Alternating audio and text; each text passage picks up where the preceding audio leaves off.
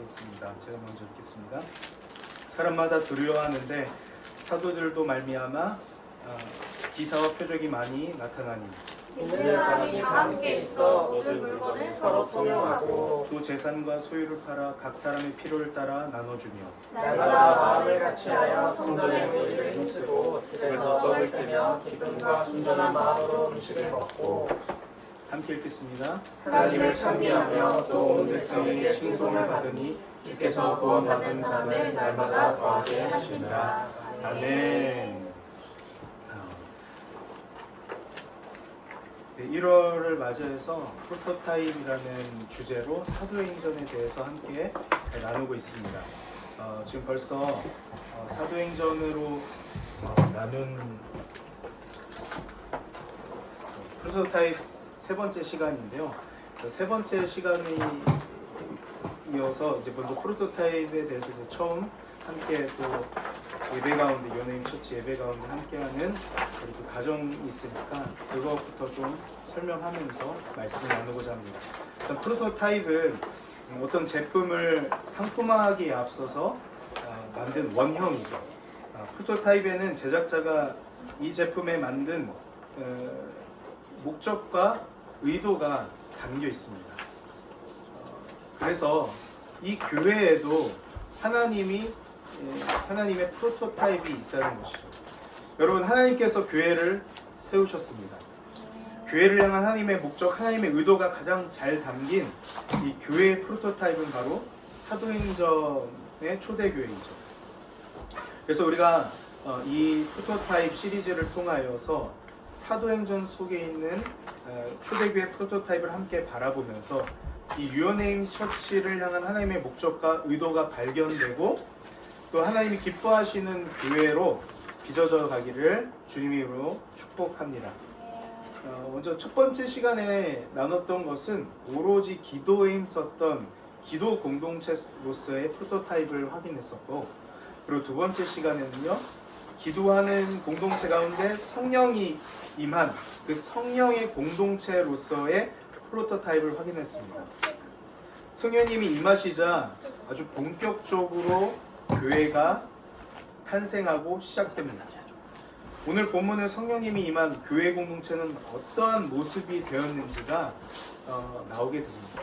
성령이 임한 그 공동체는 어떤 모습, 어떠한 삶과 어떠한 교회 공동체가 되느냐가 바로 오늘의 모습에 나와 있는 것이죠. 성령이 임한 초대교회는요, 먼저는 기사와 표적이 나타납니다. 귀신이 떠나고 병자가 치유되는 일이 있겠죠. 그런데 여기에 더 충격적인 장면이 나옵니다. 물건을 서로 사용합니다. 함께 사용해요. 물건을 함께 사용합니다. 소유를 팔아서요, 나눔을 합니다. 이것이 충격적인 그 당시에 사람들에게는 충격적으로 다가왔는데, 그 이유는 로마 제국의 질서, 곧 소유는 곧 나의 안전을 보장한다는 질서, 그리고 축적된 것은 나의 생존을 보장한다는 그 질서, 이 로마 제국의 질서인데, 소유를 팔고 축적한 것이 아니라 나누고 흘려보내는 것은 로마의 질서, 세상의 질서에 역행하는 일이기 때문에 그 당시엔 매우 충격적이고 낯선 일이었습니다. 그래서 초대교회 가운데 그런 일들이 벌어진 겁니다. 아주 충격적이고 낯선, 그 당시의 세상의 질서와는 전혀 다른 일이 벌어진 것입니다. 그렇다면 그러니까 성령님이 임한 공동체, 성령님이 임한 교회는 소유를 팔아 나눔을 하는 공동체라고 정의할 수 있을까요? 교회의 프로토타입인 초대교회가 물건 통용하고 나눔을 했으니까 우리도 초대교회 같은 교회가 되려면 나도 나의 적금을 다 해지하여서 나눠주고 내 물건을 다른 사람에게 막 줘야 하는 걸까요? 초대교회에 이 당시에 통용하고 나눔했던 그 행위를 주목하고 우리가 그 행위를 따라하는 것이 프로토타입을 따르는 일이라고 생각하면 어쩌면 굉장히 간단한 쉬운 일일 거예요. 초대교회가 통용해? 그럼 나도 통용해야지. 초대교회가 나눔을 해? 그럼 나도 내 것을 팔아서 나눔해야지. 그러면 초대교회 같이 되겠지? 그러나 행위에 주목하고 그 행위를 따라하는 것은요, 이것은 본질을 벗어나고 껍데기만 남는 것이 되게 됩니다. 껍데기 붙들다가 망하게 됩니다. 이 케이스가 대표적인 것이 뭡니까? 우리 북쪽에 계신 분들이죠. 북쪽에 계신 네. 네. 공산주의를 실행했던 그것은 어떻습니까? 공동으로 분배하고 공동으로 배급을 하면서 똑같이 배급하는 그 시스템을 만들었어요. 그러나 어떻게 되었습니까? 사람들이 보호되고 지켜지는 것이 아니라 사람이 살기 어려운 구조가 되었습니다. 물건을 통용하고 나눔하는 행위는 선하고 좋은 일이라고 할 수는 있지만 여러분, 그 행위는 본질이 아닙니다. 여기서 초대교회에서 통용과 나눔을 했다, 그러니까 통용과 나눔이 본질이다 얘기하는 것이 아니에요. 그건 행위일 뿐이에요. 왜 물건을 통용하고 나눔을 하게 되었는지에 대한 그 원인, 이유, 그 본질에 대해 우리는 알아야 합니다. 어떻게 통용하게 되었을까? 왜 나눔이라는 것을 하게 되었을까? 물건이 통용되고 나눔이 되고, 오늘 그 말씀에 보면 매일같이 식사를 합니다. 모입니다. 물건을 마음껏 같이 사용해요. 서로 재정을 사용해요. 여러분, 근데 이 특징을 한번 자세히 생각해 보면 좋겠어요. 물건을 막 같이 함께 쓰고 매일 식사하고 매일 모이는 곳, 어떤 집단이 이렇죠? 교회요. 교회요? 사실 정답은 교회가 그렇게 되면 좋겠는데, 교회보다는 보통 어떻게 합니까? 이걸 확실히 하는 집단은 가족. 맞아요. 가족이 그래요. 가족 매일 식사하고 매일 같이 물건 니꺼 내 거가 없죠.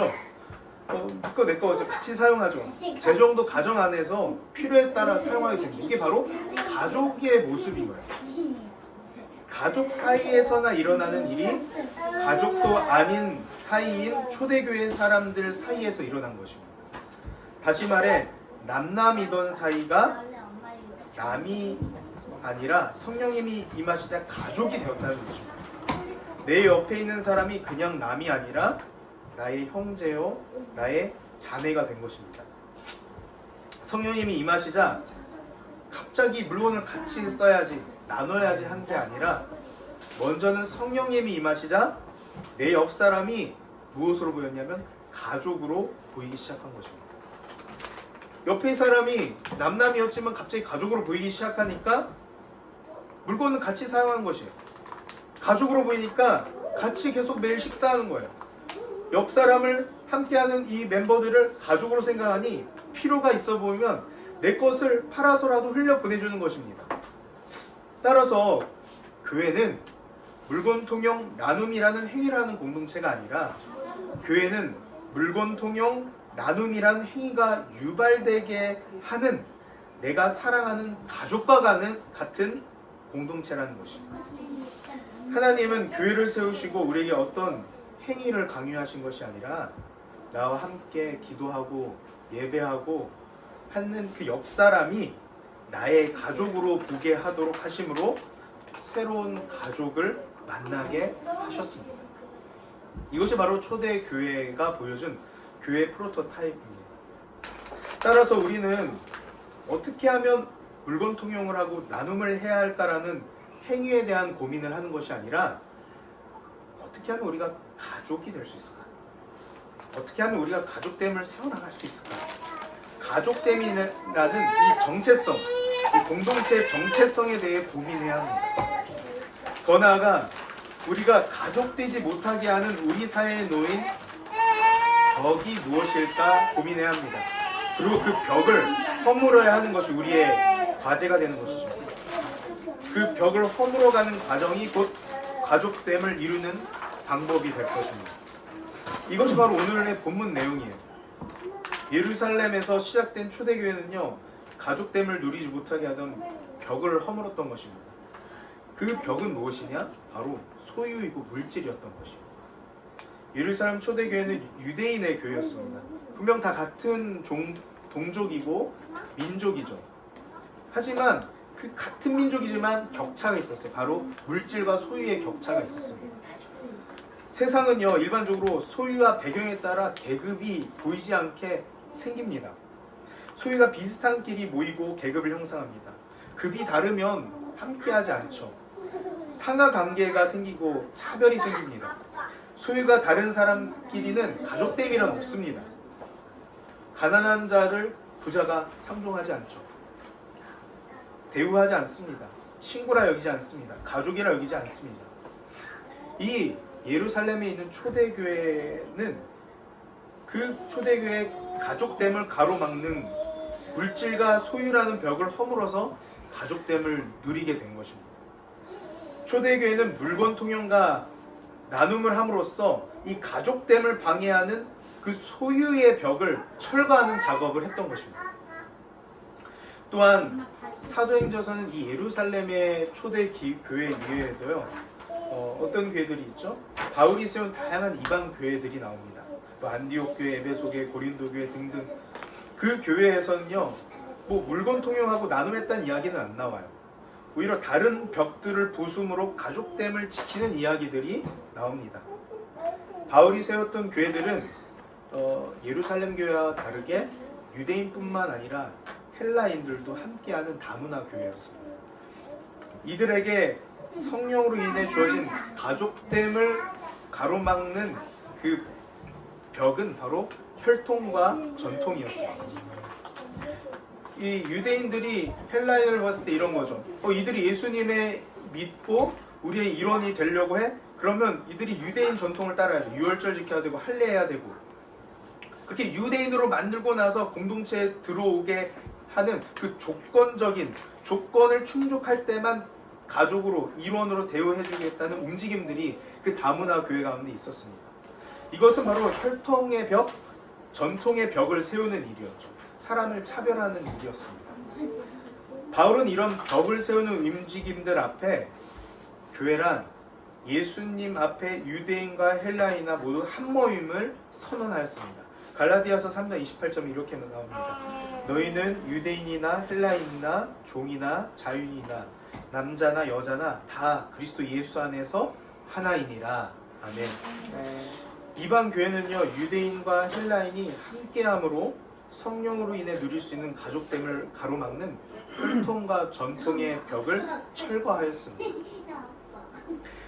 예루살렘의 교회와 이방 교회, 이 신약 성경에 나오는 초기 교회들은요, 성령으로 인해서 서로를 가족으로 바라보는 교회였고, 그 가족됨을 가로막는 비진리와 거짓에 대해 저항하며 가족됨을 지키고 그 가족됨을 몸부림치며 유지하고 한 몸을 이루려 했던 교회가 바로 초대교회, 우리가 따라야 할 프로토타입 교회였습니다. 이렇게 새로운 가족을 맞이하고 서로를 가족으로 여길 때에, 그래서 서로를 섬기고 그 필요들을 채우며 한 몸을 이뤘을 때에 초대교회는 어떻게 되었습니까? 오늘 47절 말씀은 그 결과를 이렇게 얘기합니다. 하나님을 찬미하며 또 온 백성이 칭송을 받으니 주께서 구원받는 사람을 날마다 더하게 하시니라. 아멘. 사람들이요, 그 교회 공동체를 봤어요. 이들이 물건을 통용하네? 물질을 흘려보냄으로 가족됨을 이루는 것을 봤어요. 자신이 살고 있는 세상의 현실에선 찾아볼 수 없는 사랑의 관계가 그곳에 있음을 본 것입니다. 그래서 초대교회는 칭송을 받는 교회였어요. 그래서 그 공동체로 사람들이 찾아옵니다. 세상에서는 느낄 수 없는 그 사랑과 그 깊은 관계, 가족됨이 그 안에 있으니 사람들이 찾아와서 구원받는 사람이 날마다 더하게 되더라가 된 것입니다. 인정을 받았어요. 심지어 수적인 부흥이라는 열매가 나오게 된 것입니다. 여러분, 사람들이 교회에게 보고 싶은 것은 어떤 좋은 건물, 풍성한 프로그램, 넉넉한 재정이 아니라 사람들이 여러분 교회에 기대하는 것은요, 세상에서 볼 수 없는 깊은 한몸됨, 가족됨입니다. 우리가 가족됨을 세워가고 가족됨을 지킬 때에 구원받는 자가 날마다 더하게 될 것입니다. 소유의 벽을 허물고 혈통과 전통의 벽을 허물면서 세상에 도저히 이해할 수 없는 일이 벌어지게 하는 이런 능력, 이 능력은 도대체 어디서 온 것일까요? 그것은 바로 우리 구주 예수 그리스도입니다. 예수님은 우리와 하나님 사이에 놓인 벽을 허물기 위해 이 땅에 오셨습니다. 하나님이 우리 아버지요, 우리는 그의 자녀, 한 가족이었습니다. 그러나 우리는 하나님과 단절을 택했죠. 교만하였고 음란을 행했고 폭언과 폭력을 행하는 죄를 범하는 인생이기에 하나님 아버지와 나 사이는 절대 만날 수 없는 막힌 벽이 생겼습니다. 우리는 그렇게 하나님의 원수가 되었습니다. 하지만 여러분, 여기에 복음이 있습니다. 예수님이 이 땅에 오셔서 십자가에 달려 죽으심으로 하나님과 우리의 사이의 벽을 모두 허무셨습니다. 예수님의 십자가가 하나님의 원수가 되었던 우리를 하나님의 가족이 되게 하셨습니다. 이것이 십자가의 능력이요, 복음의 능력입니다. 우리 구주 예수 그리스도의 능력이 원수가 가족이 되는 역사가 되었습니다. 하나님과 가족되게 하시고 또한 우리가 서로 가족되게 하는 복음의 능력이 그 초대 교회에 임하였던 것이고, 그래서 그들의 갖고 있던 소유의 벽을 허물 수 있었으며 또한 차별의 벽을 허물 수 있었던 것입니다. 그 복음의 능력이 모든 벽을 타파한 것이죠. 하나님과 우리의 사이의 벽을 허무셨듯이 우리도 우리 사이에 있는 가족됨을 유지 못하는 벽을 복음의 능력으로 우리는 허물 수 있게 된 것입니다. 사랑하는 유언네이머 여러분, 우리가 살고 있는 이 시대는요, 어떻습니까? 가족의 감각이 상실된 시대입니다. SNS에 여러분 팔로워들 있으시죠? 뭐 100명 넘고 뭐 200명, 막 1000명 되는데 뭐 10,000명 되는 사람들도 있죠? 근데 팔로워 중에 여러분 아는 사람들도 있죠. 근데 여러분 그 중에서 가족이라고 여길 수 있는 사람이 있습니까? 얘는 그래도 나 가족이다, 내 식구다, 많이 없죠. 여러분, 이 시대는요, 팔로워가 많고 혹은 수많은 연결과 네트워킹이 돼 있지만 가족이라고 여길 수 있는 관계가 많이 없습니다. 사람 사이에는요, 비교의 벽이 드높아져 있습니다. 아파트 평수에 따라, 사는 지역에 따라, 연봉에 따라, 직업에 따라 그 비교하여 나눠지는 단절의 벽이 있습니다. 비교의 벽이 있습니다. 또 사람과 사이에는요, 분주함의 벽이 있어요. 자기 먹고 살기에 바쁩니다. 그래서 다른 사람 위해 시간을 쓰고 재정을 쓰고 함께하는 시간을 만드는 데에 그 분주함으로 막혀서 가족됨을 못 누립니다. 그래서 분주하니까 내가 일할 수밖에 없으니까 내가 분주한다는 그 이유에 뒤에 숨어서 사람들과의 가족됨을 포기하고 고립되고 고독해집니다. 이것이 현대 사회의 현실이죠. 이런 가족됨을 가로막는 이 벽 속에 둘러싸이는 이 시대 속에 유언네이머 여러분, 성령님께서 여러분들에게 가족의 감각을 깨워주시기를 주님으로 축복합니다. 우리가 가족의 감각을 깨웁시다. 성령님께 구해서 주님, 이 시대는 가족의 감각, 벽으로 둘러싸여서 가족됨을 포기하고 고립되어 있는 이 시대 가운데 주님 가족의 감각을 주시옵소서 라고 구하는 여러분에게 축복합니다. 그래서 가족의 감각을 가지고 나와 가까이 있는 사람들을 좀 바라봅시다. 그들이 어떤 형편이 있는지, 그들이 어떤 마음인지를 봅시다. 또한 그들이 어떤 필요들이 있는지를 살펴봅시다. 그리고 나서 그냥 보고 관찰만 하는 것이 아니라 시간을 냅시다. 그들을 위해서. 내 옆 사람을 위해서 재정을 사용해봅시다. 그 사람에게 시간을 내서 귀를 열어 그들의 이야기를 좀 들어봅시다. 때로는 식탁을 차려서 초대하여 그들의 이야기를 들어봅시다.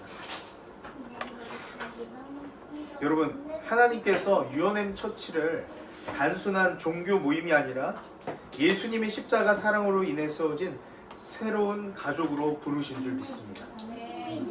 그러므로 함께 가족됨을 누립시다.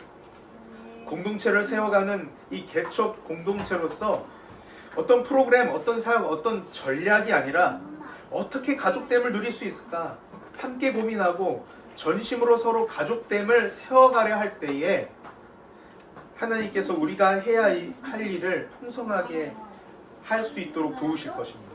그러니까 우리가 걸어가야 할 구체적인 걸음들을 너무나도 자연스럽게 걷게 하실 줄 믿습니다. 또한 우리의 유언네임 처치를 통하여 우리가 가족됨을 누리며 나갈 때에 많은 이들이 구원받아 생명 얻는 자들이 날마다 더해지는 역사가 나타나길 주님의 이름으로 축복합니다. 그래서 우리가 가족됨을 누릴 때에 세상이 주의 앞에 돌아오게 될 줄 믿습니다. 그래서 양옆의 지체들을 보며 이렇게 말하며 마쳤으면 좋겠습니다. 서로에게 얘기해 볼까요? 당신은 나의 형제입니다. 형제입니다. 당신은 나의 형제입니다. 당신은 나의 자매입니다. 당신은 나의 자매입니다. 우리는 가족입니다. 우리는 가족입니다. 우리는 가족입니다. 우리는 가족입니다.